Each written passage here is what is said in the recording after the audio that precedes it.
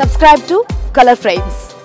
ప్రపంచ కప్ తర్వాత team India senior ఆటగాళ్లకు విశ్రాంతి కల్పించింది బీసీసీఐ. దీంతో యువ భారత్ వచ్చిన అవకాశాన్ని సద్వినియోగం చేసుకుంది. తొలుత సొంత గడ్డపై ఆస్ట్రేలియాకు ఆధిపత్యం చెలాయించిన యువకులు సఫారీ గడ్డపై టీ20 వన్డే సిరీస్లలోనూ దుమ్ము దులిపారు. అయితే టెస్ట్ సిరీస్ కోసం సీనియర్లు ఎంట్రీ ఇవ్వడంతో పరిస్థితి పూర్తిగా మారిపోయింది. 30 ఏళ్ల టెస్ట్ సిరీస్ కలను తీర్చుకోవాలని ఆశపడితే సీనియర్ ఆటగాళ్లు తీవ్రంగా నిరాశపరిచారు. తొలి ఇన్నింగ్స్ లో 245 పరుగులకు ఆలౌట్ అయిన ఇండియన్ టీం రెండో ఇన్నింగ్స్ లో 131 పరుగులకే చాపు చుట్టేసింది. మరి జనవరి 3న ప్రారంభమయ్యే రెండో టెస్టులో గెలిచి సిరీస్ ను సమం చేస్తారో లేదో చూడాలి. సౌత్ ఆఫ్రికా పర్యటన ముగిసిన తర్వాత టీమిండియా ఆఫ్ఘనిస్తాన్ తో జరిగే టీ20 సిరీస్ లో తలపడనుంది. జనవరి 11న తొలి టీ20, 14న రెండో టీ20, 17న మూడో టీ20 జరగనుంది. ఈ సిరీస్ తర్వాత టీమిండియా ఇంగ్లాండ్ తో 5 మ్యాచ్ల టెస్ట్ సిరీస్ ఆడనుంది. ఈ సిరీస్ భారత్ లో జరుగుతుండటంతో టెస్ట్ సిరీస్ కు కేవలం 3 రోజుల ముందు ఇంగ్లాండ్ ఆటగాళ్లు ఇండియాలో అడుగు పెడతారు. అంటే భారత్ గడ్డపై ఎలాంటి ప్రాక్టీస్ లేకుండానే టెస్ట్ సిరీస్ ఆడబోతున్నారు. కాగా పూర్తి స్థాయిలో సన్నద్ధత లేకుండానే డైరెక్ట్ గా టెస్ట్ మ్యాచ్ ఆడటంపై ఇంగ్లాండ్ మాజీ ప్లేయర్ స్టీవ్ హర్మిసన్ కీలక వ్యాఖ్యలు చేశాడు. ఎలాంటి ప్రణాళిక లేకుండా భారత్ తో ఆడితే 0-5తో ఇంగ్లాండ్ ఓడిపోవడం ఖాయమని షాకింగ్ కామెంట్ చేశాడు. టీమిండియాతో సరైన సన్నద్ధత లేకుండా మ్యాచ్ ఆడితే వైట్ వాష్ ఖాయమని అభిప్రాయపడ్డాడు.